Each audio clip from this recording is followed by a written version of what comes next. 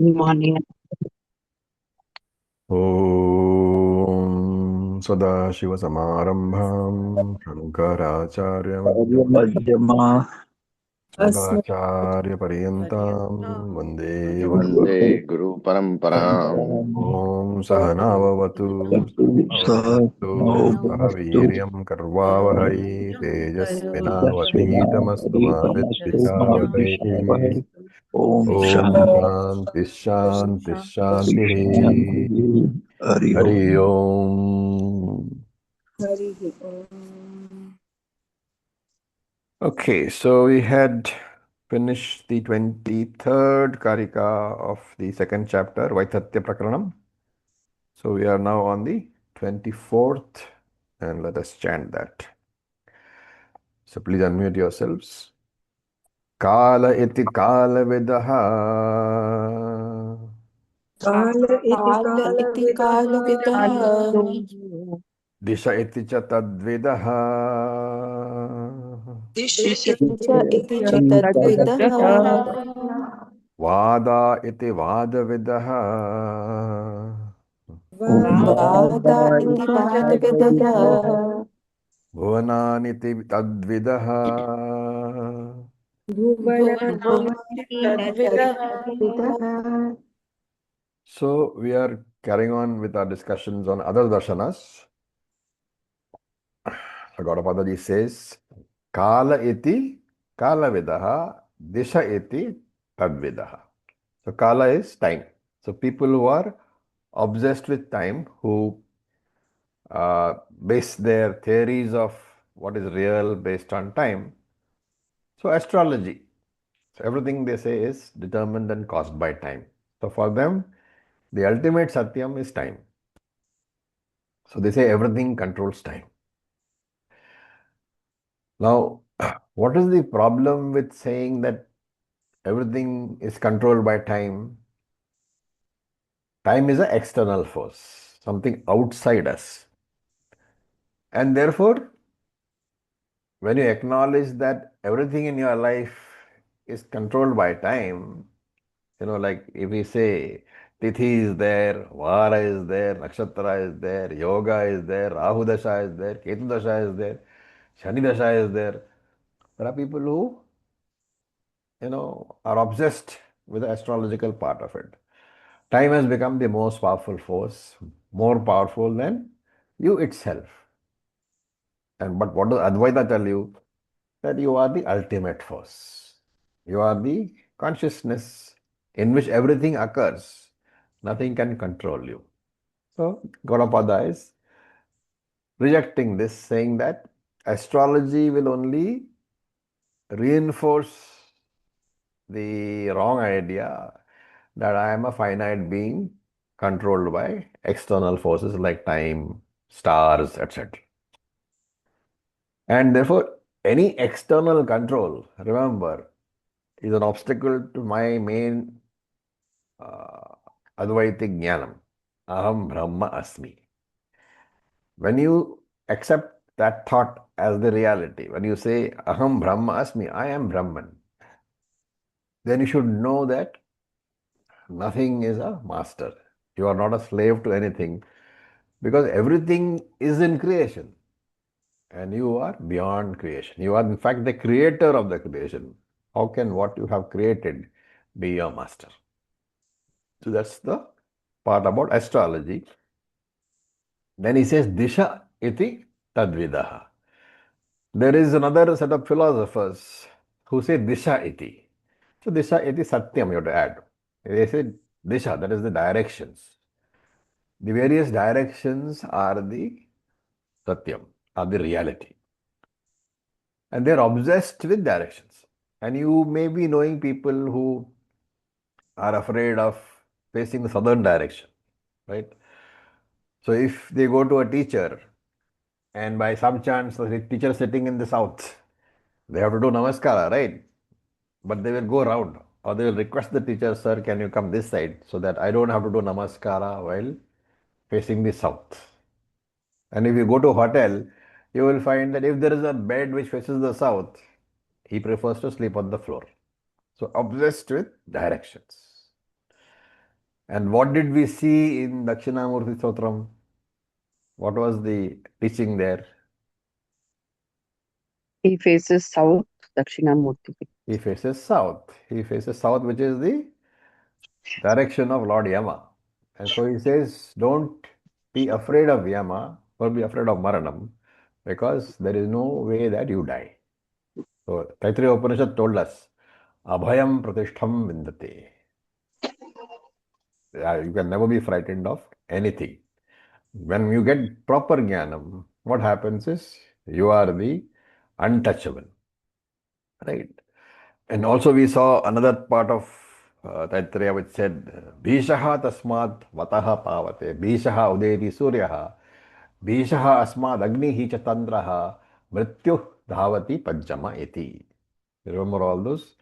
That everything including Lord Yama is afraid of Brahman because it is because of that consciousness principle of Brahman and the existence principle of Brahman that anything else exists. And so many we have. Kathopanishad you saw. Yasya brahma cha shatram chaubhe bhavata odanaha mrityu yasya upaschayanam katha vedayatra saha. Upaschayanam. He says that for the jnani, yatra yasya brahma cha shatram, the entire world, including time and space, is nothing but odanaha, food. And mrityu yasya upaschayanam. Lord Yama is the pickle. Because in this jnani, he consumes Lord Yama as the side dish, right? So an ajnani is frightened of death, but Lord Yama himself is frightened of ajnani. These are the ideas we have seen in the various Upanishads. And therefore this fellow says, Vada yati vada vidaha.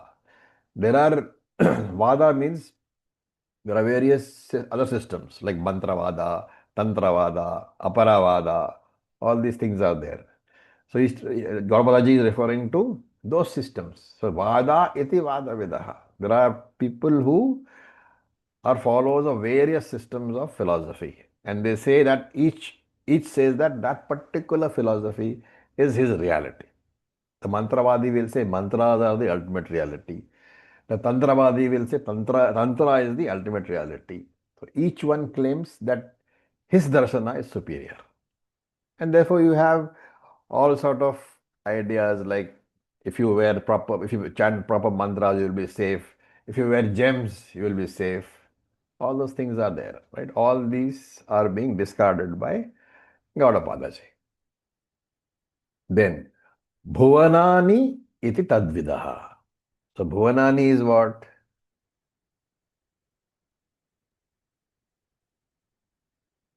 The various lokas. The various lokas. So, Bhuvanani. So, there are some philosophical darshanas which say that the lokas, the 14 lokas, they are the ultimate satyam.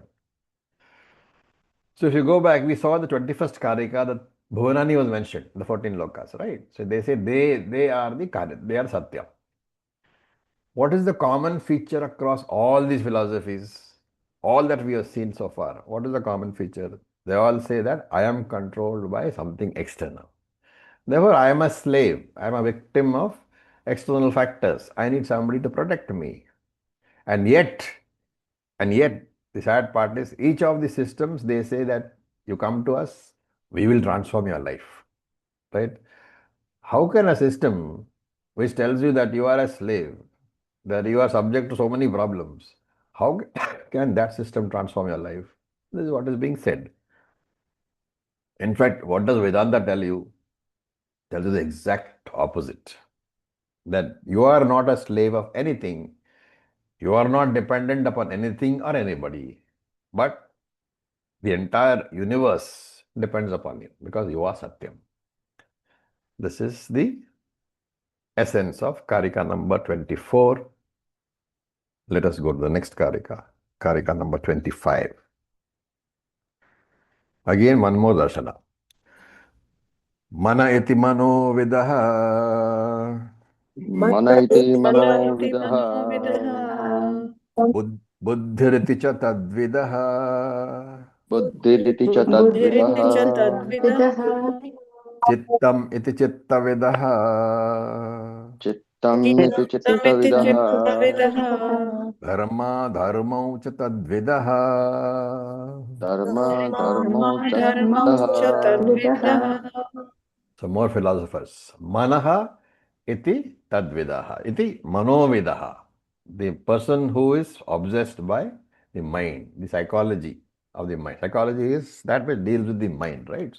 So this person is a psychologist. What does he say? He talks only about the mind. So he talks about lower levels of mind, subconscious mind, unconscious mind, all these things he talks about. And then he says, everywhere in this mind you'll have a whole layer of thoughts because of your childhood experiences, right? And therefore your childhood trauma, which is a very famous thing nowadays. Anybody you ask, any problem, all because of childhood trauma, right? So for this person, he is not responsible for anything because his parents are giving him some trauma, his teachers are giving him some other trauma, the environment in which he was brought up was giving some other trauma. So his entire experience, his life itself is shaped by external things, parents, teachers, environment, right? And he says that every human being has a very powerful subconscious mind. And that subconscious mind is actually the controller of the conscious mind. So, and that subconscious mind you cannot access. And therefore, you are a victim of your own mind. Your mind is a victim of your own past. Therefore, what? You have no free will. Everything you do is dictated by your mind, which is controlled by your past. So, another very fatalistic philosophy that everything is controlled by something else. You have no control over the mind because you have no free will. This is one more philosophy which Gaudapada Acharya does not accept. Then buddhiriti chatadvidaha. So buddhi here refers to the shanika vijnanam, the what do you call instantaneous thoughts which go away. Which darshana does it belong to? Yogacara Buddhism. Yogachara Buddhism. So they say that the satyam is what? It is the fleeting consciousness in the form of thoughts. So there is no other world other than your thoughts. There is no Atma, nothing. Your thoughts are your ultimate reality. And reality, therefore, is what? Because they also say that the thoughts are only, therefore, are instant. They come and they go. They come and they go. Therefore, there is no Satyam accepting the flow of thoughts. And that also Shanika Vijnanam, thoughts which come for an instant and go away. So they define the mind as a stream of thoughts. And every thought exists only for a shanikam, for a moment. And therefore this momentary thought is the Satyam. This is the idea of Yogachara Buddhism, also called Shanika Vijnanavada.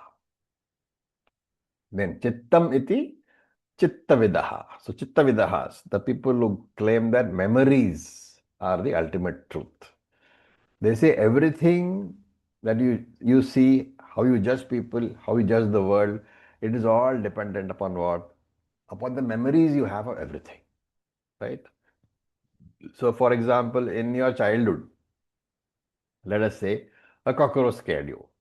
For some reason, you were 6 months old or 3 years old or something like that. There was a cockroach and you got scared. That thing remained unresolved. That memory remained unresolved. So you spent your whole life being desperately scared of cockroaches. In fact, I know some people, who are desperately scared of cockroaches. Like in the sense, grown up adult.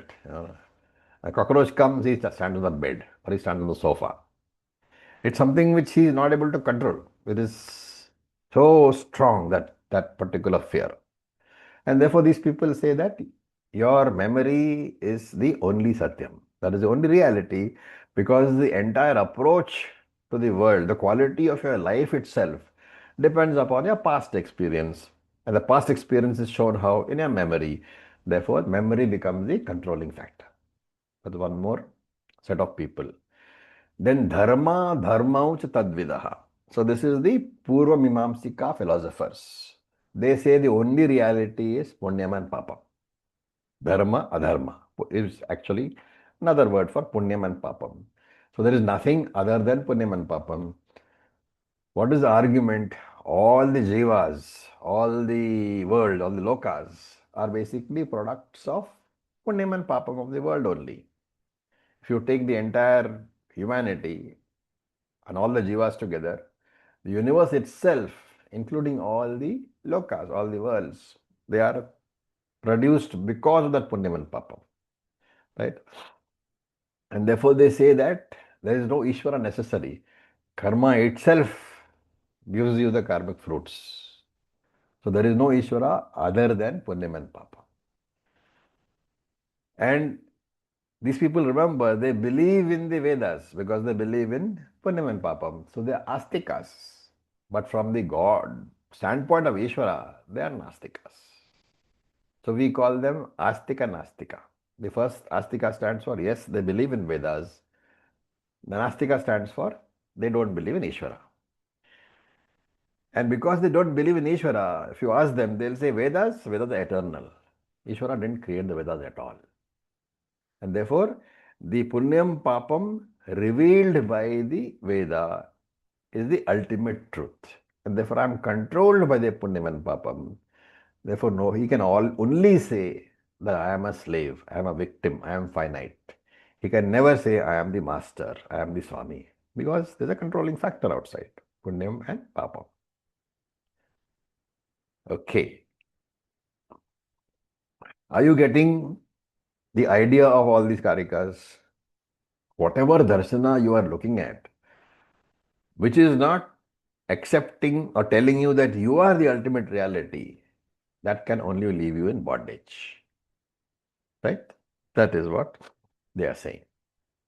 Now we look at karika number 26.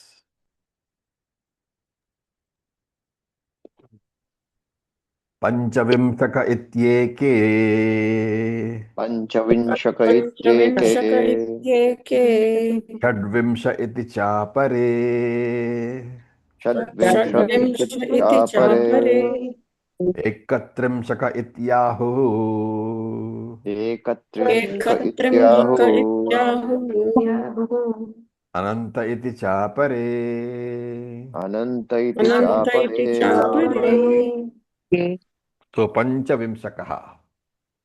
What does it mean? 25. And when you say 25, what darshana are you talking about?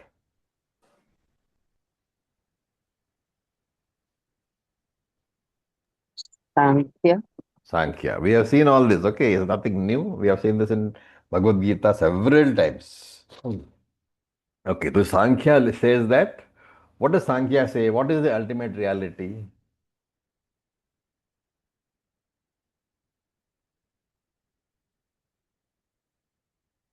No? For Sankhya, the universe is Satyam, right? It is only Advaita which says Prakriti is Mithyam. But Sankhya says Prakriti is Satyam. And they divide this world into various entities, right? And they say that they, just like other scientists, some philosophers have also divided the world into various principles of tattvams. So that is what is being said over here. Pancha Vimshaka iti eke. This Sankhya philosopher, and remember that the founder is Kapila Muni. So he says Pancha Vimshaka. There are 25 tattvams in this world. 25 basic ideas. And the world and all its various objects, they are a permutation combination of these 25 tattvams only. But in this 25 tattvams, remember that Ishvara is not included because Sankhya does not believe in Ishvara.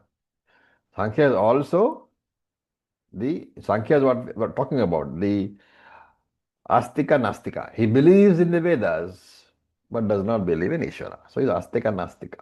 Right? Now, he says further, Pancha Vimshaka Vimsha iti chapare. So there are others, Pancha Vimsha iti chapare, who add one more, sorry, not Pancha Vimsha, Shadavimshaha. Shadavimshaha iti chapare. Shadavimshaha means one more is there, 26 have come. So who has done this? Patanjali, if those of you are familiar with Yoga Sutras, Patanjali accepts Ishvara, right? So Patanjali in our words is Astika Astika. He believes in Vedas, he believes in Ishvara also. Sankhya has 25 tattvams. Yoga Sutra adds, Patanjali adds one more Ishvara and makes it 26 tattvams. Right? So that is also rejected because they are all external controls. Then comes Ekatrim Shaka iti ahuhu. So this is another philosophy which talks about 31 tattvams. Now this we have not seen earlier anywhere, I think. This is called Shaivism, a particular branch of Shaivism called Pashupata Shaivism. Right? Now, the question is, you can ask somebody, are you a Shaiva or a Vaishnava? Right? Shaiva is who? Those who believe in Shiva. Believes in Shiva is the One who worships Shiva. Vaishnava is one who worships Vishnu. Right? Now the question is, what exactly is a Shaiva or a Vaishnava you should understand? Now if you understand Lord Shiva as an object of your knowledge, as a Lord different from you, and if you understand Vishnu, Narayana, as an object of your knowledge and different from you, then you are Shaiva or Vaishnava, right? Depending on whether it is Vishnu or Shaiva. But for us, we accept both, but not as object of our knowledge. How do we accept Shiva and Vishnu?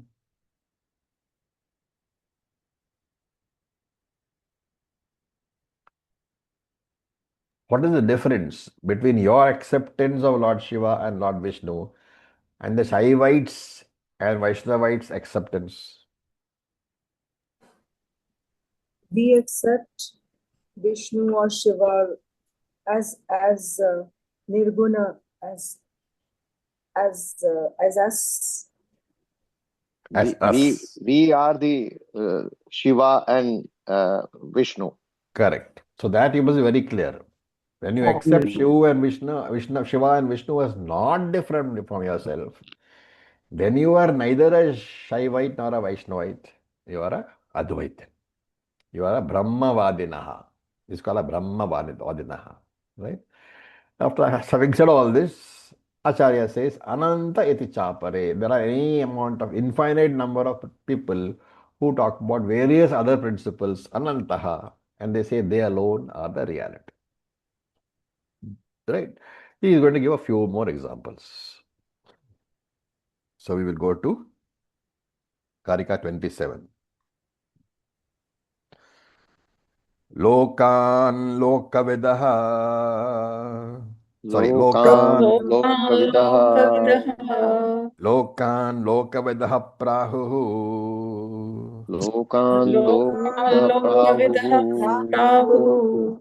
Ashrama iti tadvidaha. Ashrama iti Ashrama iti tadvidaha. tadvidaha. Stri punpumsaka laingaha. Tripunpunsakalingaha. Paraparamartha Paraparam Thapare Param Athapare Paraparam Athapare. Paraparam Athapare. Parapare. Stri punpumsaka laingaha. Tripunpunsakalingaha. Kalingaha. Paraparam Athapare. Paraparam Athapare. Parapare. So Lokan Lokavidaha. So the lokal has, when you break the sandhi, it becomes Lokan Lokavidaha Prahuhu. What is that? Some people who know people, Lokavidaha, the people who say people are there.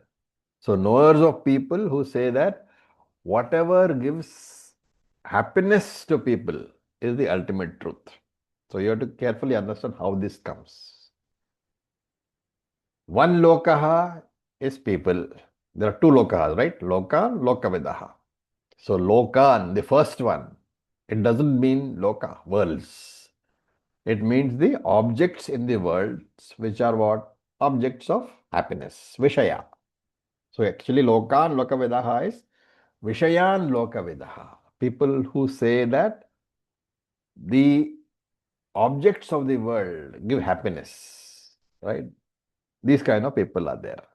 They say the world itself is consisting of objects which make us happy, and that is the ultimate truth. Anything that is useful to you and makes you happy, that is Satyam. That is the meaning of that. So that is one set of philosophers. And then ashrama iti tadvidaha. So ashrama here, varnashrama you have to accept, and therefore people consider varnashrama dharma as the ultimate truth, right?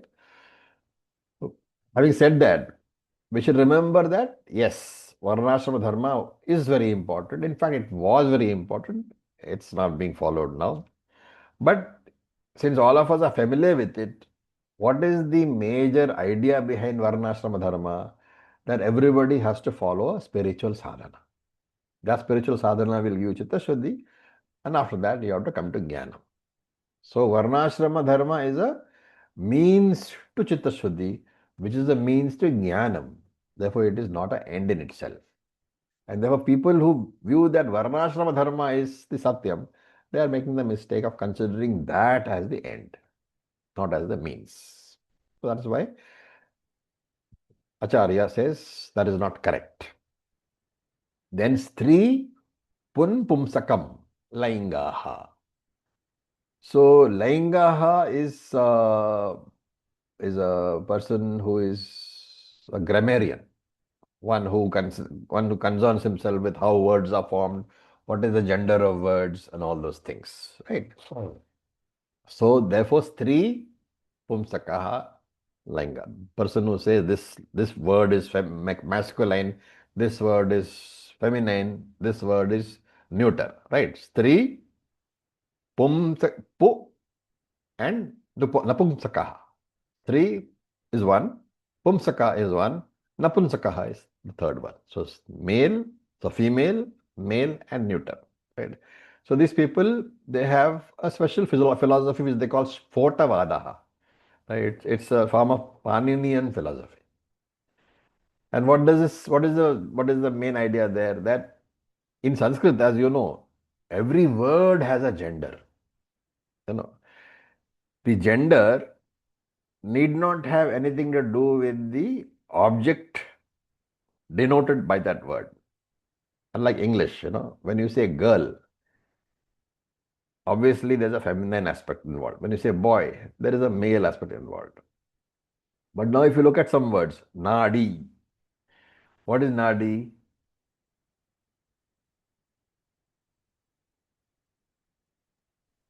What is the word? Strilingi. Striling, yes. But what is nadi? Pulse. Beg your pardon? It's pulse. No. It is the studies that we study, like veins or rib. It's supposed to be you can roughly call it as nerves, but in the subtle body, right? That we have seen that in several times. When the body dies, Yes. the subtle body withdraws through the nadis back to the heart. Subtle channels. Right, so it's all subtle channels. Therefore, it is an inanimate object, right? And therefore, should not nadi be neuter? But no, nadi is trilingam. Then there is nada. Nada means river, but that is masculine gender. Then there is mitram. Now this mitram, remember, can be a boy or a girl. So the mitram is a friend, right?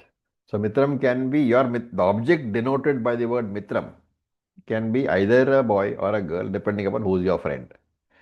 But the word itself is what gender? Napunsaka. It is neuter gender, right? Then, for example, take wife. Patni. Wife is feminine. Patni word is feminine. Take the word kalatra. Patni, wife is feminine, but kalatra, the word is neuter. Right? And this is one of the toughest parts of Sanskrit grammar. There is no logic determining the gender of a word. The only way to see is how it's totally arbitrary. So the only way to know what is the correct gender of a word is to look at the Sanskrit dictionary. There is no logic through which you can derive that this word is neuter, this word is, Okay. So this is one set of philosophers who are obsessed with this kind of arguments. Then para, param, atha pare. So this is another set of philosophers who are obsessed with para and apara. So para here means the cause, the karanam brahma, and apara means the karyam. So karanam brahma is Ishvara and apara is karyam brahma. Karyam brahma means what?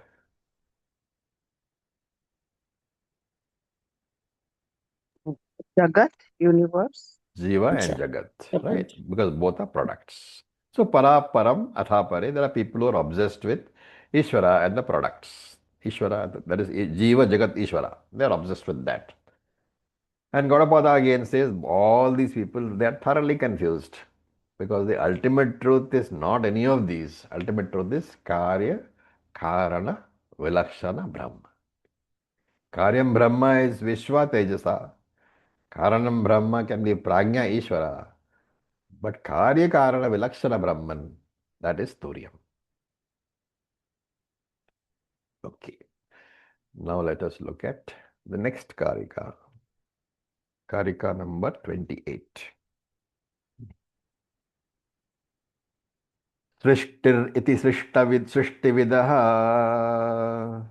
सृष्टिविदः सृष्टिविदः लय इति च तद्विदः लय इति च लय तद्विदः इति च तद्विदः स्थितिरिति स्थितिविदः स्थितिरिति स्थितिविदः स्थितिविदः सर्वे चेह तु सर्वदा सर्वे चेहतु सर्वे सर्वदा चेत् सर्वदा So Srishtir iti Srishtividaha. So there are some philosophers who are the Srishtivadas. They only talk about Srishtivadis or the process of creation. Right? All they can discuss is how creation happened. And there are various theories. In English, for example, there's something called biogenesis. What does it mean? Anybody? There's a theory of biogenesis. Genesis is creation, bio is from life forms. Yeah. So it says, biogenesis says that all life arises from a pre-existing life form. There was something, life form was already existing, and therefore, without that cause, there could be no life. Therefore, biogenesis. Then there is something called abiogenesis. Okay, this says that life originates from non-living things. Biogenesis says life forms, living things are necessary for life to originate. Abiogenesis says life originates from non-living things. Then there is something called a theory of catastrophism, right?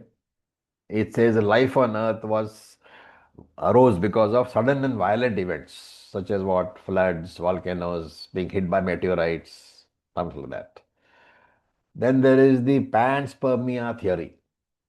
It says that life came from outer space, either by natural or by artificial means, but there was no life on earth as such, but this life was brought in from outside, from some sort of traveler, some meteor hit, and there was life there, and that's how life began. Then, of course, there is a very famous Big Bang theory. Okay, so that is why there are people who are obsessed with process of creation. Right? We also have so many theories. We have the 5-element theory or the 3-element theory, and so on and so forth. So that is one set of people. Then laya eticha tadvidaha. So just as there are some people who are obsessed with creation, there are other people who are obsessed with laya, the aspect of dissolution or destruction of the universe. Then there is sthiti, iti sthiti vedaha. There are some people who say that they take the theory of Einstein and they say that matter can neither be created nor destroyed. Therefore, sthitihi is always there. There is neither creation nor destruction. There is only existence. The world has always been there. The world will always be there. All these are different theories. What is the truth? Sarve iha tu sarvada. All these are, the word iha here is here, meaning this is the Atma.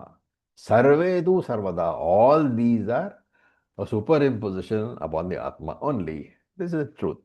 Everything is Maya. And the more one gets into the discussion of Anatma, the more one misses the very essence, which is the Satyam, which is Brahman or Atma. And here, Shankara writes in his commentary, Shankara writes a very beautiful one line. Remember, Shankara has not commented upon any of these various darshanas. Right? He says that avidyaya kalpita. All these ideas are projected by avidya, by Atma Ajnanam, right? And which ideas? Pranadi shlokanam. So there is a shloka beginning with prana, which is which shloka?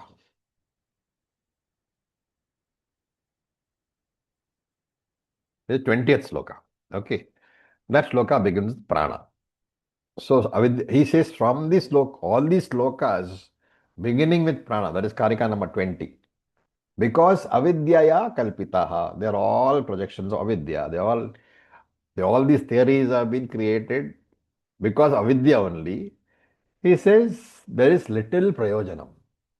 There is very little prayojanam in what they call commenting upon this. Why? Because the word meanings in the karika itself are very clear. And therefore he says, Yatnaha nakrataha. I am not making the effort of commenting. Right? The effort of commenting on these 28 slokas, I think, is a waste because they are all projections of avidya only. Then we look at karika number 29. Yam bhavam darshedhyasya यं भावं दर्शयेद्यस्य tam bhavam satu pashyati तं भावं स तु पश्यति tam chavati sa bhutva तं तं चावति स चावति स भूत्वासौ भूत्वासौ tadgrahah samupaiti tam. तद्ग्रहः तद्ग्रहः समुपैति समुपैति तं. So we are seeing that every human being, or the majority of human beings, are conditioned by some philosophy or the other. By majority, every human being, and we are all conditioned by Advaita.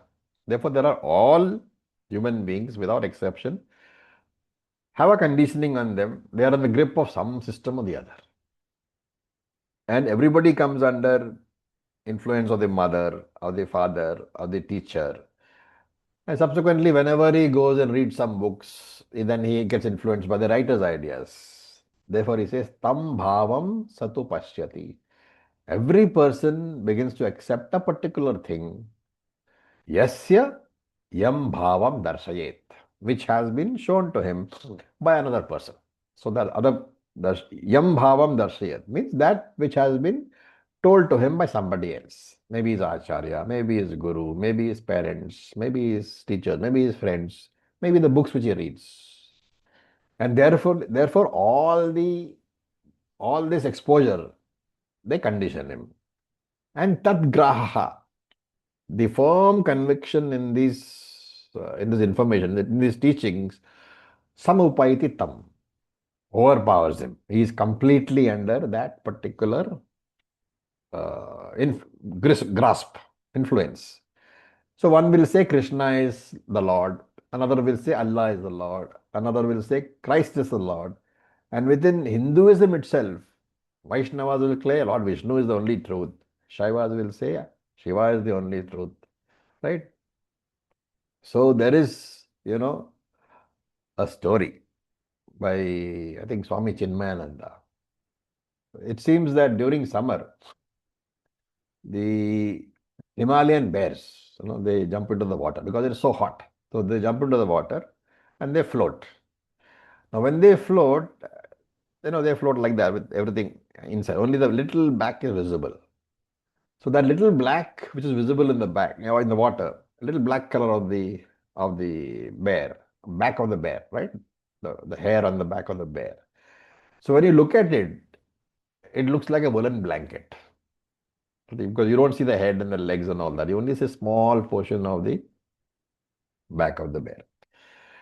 Then the sannyasis, who are walking by, normally they have no money, so they have very short of warm clothes. Now this is summer, but then the sannyasi thinks, oh, this is a blanket which has fallen into the water, and I can take it and dry it and keep it with me so that in winter I can use it, because winter Himalayas are cold, right? So he jumps into the water and tries to grab it. So initially, of course, he will grab it. But later what happens? That blanket grabs them because the blanket is the bear. Right? And in Swami Chinmayananda's story says that people on the shore, they realize that it's a bear. But by this time, this bear is already holding on to the sannyasi. So people keep shouting, leave it, it's a bear. But what does he shout back? I have left it, but it's not leaving me. So similarly, when you are conditioned by some deity or a system or a philosophy, then that system doesn't let you go. You become a fanatic. And because of this sense of insecurity, what happens? I have to have everybody else also convert to my system. Because I can't leave the system. And therefore, easier than trying to resist that is for me to be happy with more people. So I make an effort to make everybody convert to my religion or my system. Oh. Without making inquiry, without looking into the fact whether my beliefs are correct or not. And here the problem is that because he is not, even making that inquiry into a system, he has stopped questioning his own system, right? And the person who stops questioning a system, he feels threatened if you question that. You can see this happening today. People who have certain beliefs, the system is so strong, they have been so brainwashed that however stupid the teaching is, they will believe it. They have stopped questioning. That capacity of viveka has been taken away because of the environment of that particular faith. And then if you tell him, no, I think this is wrong, he gets violent because your question is heresy, right? You can't be allowed to question the boss or the teacher or the Lord.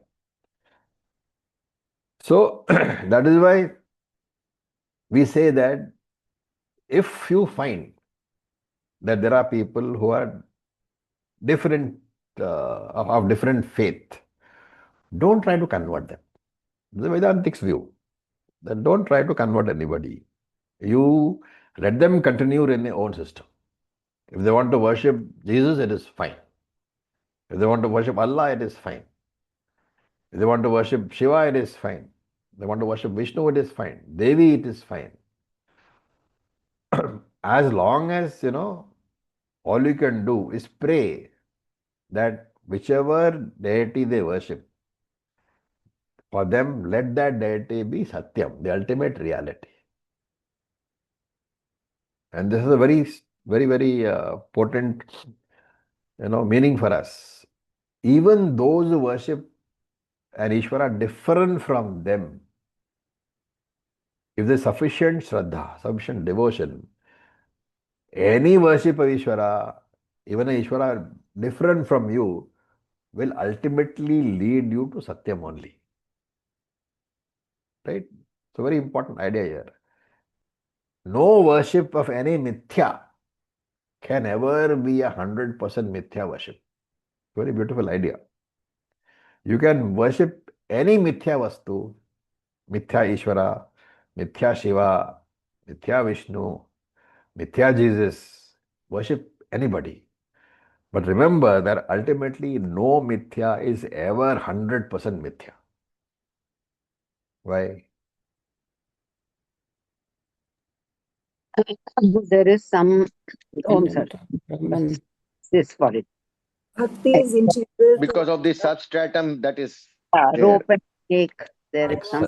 Excellent. You cannot have a snake without the rope. Mm. So even if you Yeah. are scared of the snake, remember there is a rope. Therefore, if you are worshipping Mithya Ishvara, ultimately you will come to the Satyam itself. So when you worship Mithya Ishvara, any Mithya God, any Mithya deity, unknowingly you are worshipping the basic Adhishthanam, substratum, the Satyam. You may not know, but that is what you are doing.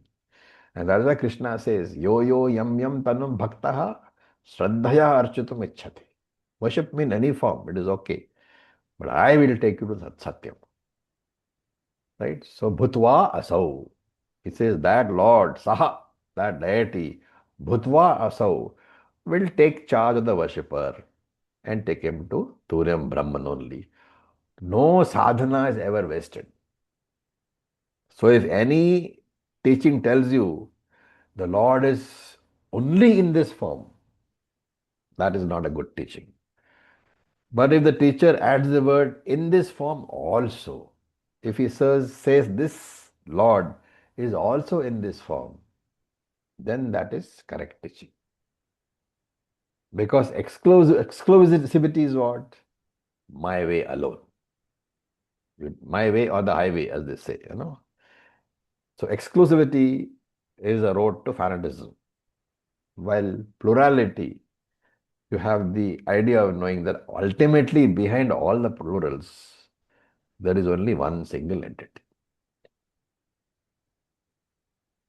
Can we also say that it is the basis of Vasudhaiva Kutumbakam that we It is. understand?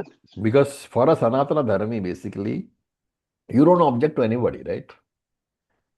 Everybody is okay. Yeah. That is why the whole world is your family. Thank you. Okay, now let us look at the next Karika. Karika number 30.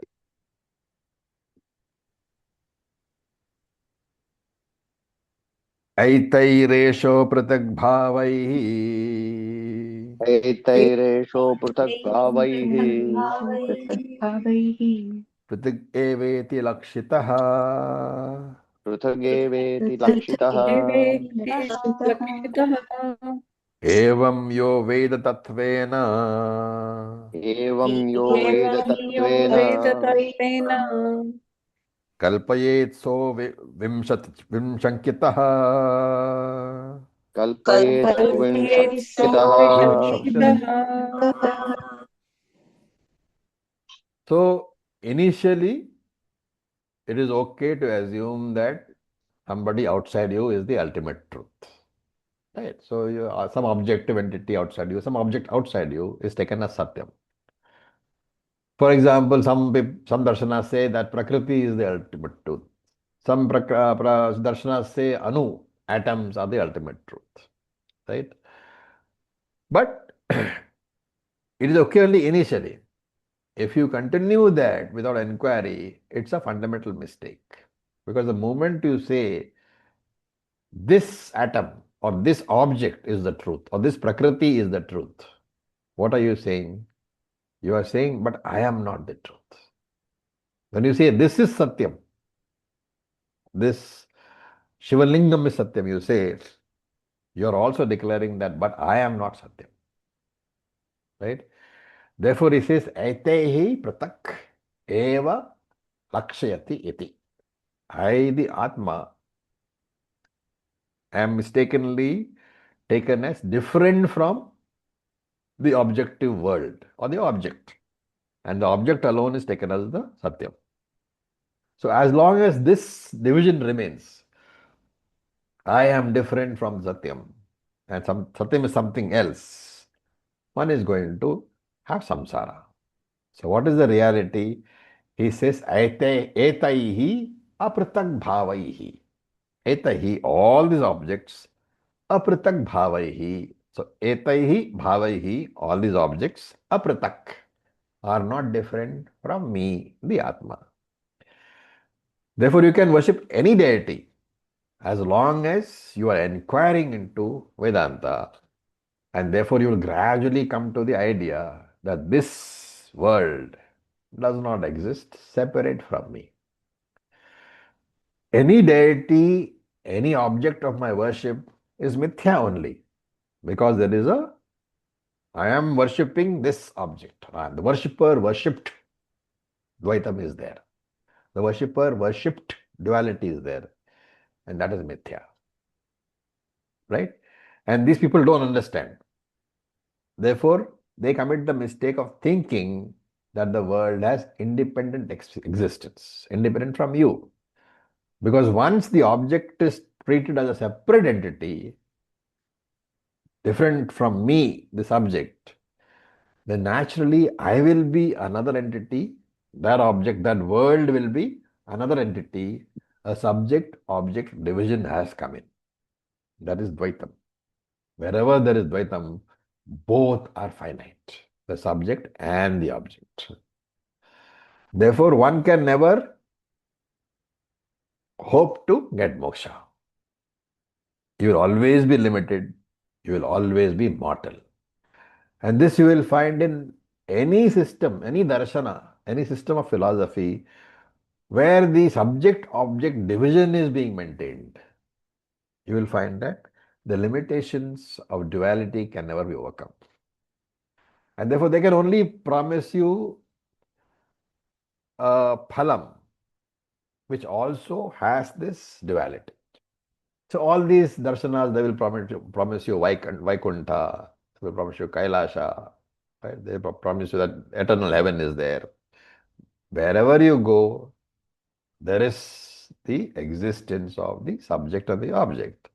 And therefore, the limitation of duality is not being overcome. In fact, it is being perpetuated. Therefore, neither Vaikuntha, nor Kailasha, nor heaven, eternal heaven can give moksha. Because in all these systems, samsara and duality are being preserved. And what do we say? Experience of duality is never a problem. For us, for Advaitins, experiencing duality is never a problem. But considering that division as reality, as Satyam, that is the very cause of samsara. So the Jnani understands that he is experiencing subject-object difference. So, evam yo veda tatvena. One who knows evam in this manner, with manner, that duality is only mithya. And the real Satyam is non-duality, is Advaitam. Kalpayet avimshikataha. Such a person can avimshikataha, clearly understand the Shastram. And kalpayati here means interpret, not project. So such a person alone can clearly interpret the Shastram. And Shankara writes, you have to clearly understand what evam means. Evam means that Atma is the only reality free from all superimpositions. Only the Atma is free from all superimpositions. What are these differences? We have seen all this earlier, right? Sajatiya bhedaha. I mean, Atma is Sajatiya bheda rahitaha. Sajatiya bhed is what? Interspecies differences. Sajatiya bhedaha. Like what? What do you mean by interspecies difference? Like man and a cow. Like man and a cow, like cow and elephant, right? All this interspecies. So Atma is free from all that. Then there is Vijatiya Bheda Rahita, free from interspecies difference. Here also, now you can say, you can interpret both. When it's Sajatiya, if you take Jati as human, then you can say man, woman, right? But if you take as species, then you can say man, cow. But if you take differently entire living beings on this world, then Vijatiya you can take as Jiva and Jagat. That is live and non-live. That is inert and conscious people. Conscious species also you can take. So Sajatiya Bheda Rahitaha, Vijatiya Bheda Rahita, and Swagata Bheda Rahitaha. Swagata is internal differences. Like my head is there, my leg is there, my nose is there. All different parts of the same person. So this free from parts, free from species difference, right? This is the Atma, free from all these differences. So he says here, Atmanam Kevalam Nirvikalpaha, free from all the differences. And a person who understands this alone can teach the scriptures properly. Right?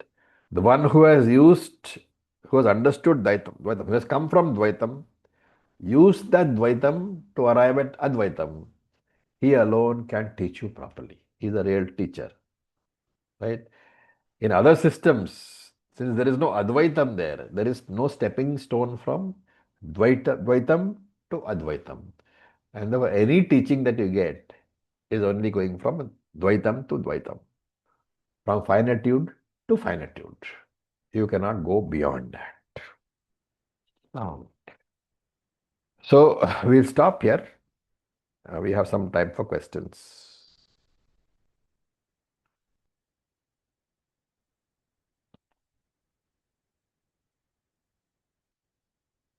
No questions? Okay. So with this, we'll stop here for today. Thank you for your patience. Om Purnamada Purnamada Purnamidam Purnat Purnamudachyate Purnasya Purnamadaya Purnam Meva Vasishyate Om Shanti Shanti Shanti Shanti Shanti. Om Tat Sat Om Namah Shivaya. Thank you for your patience. Om Om Om. Thank you, Ravi ji. Om Om.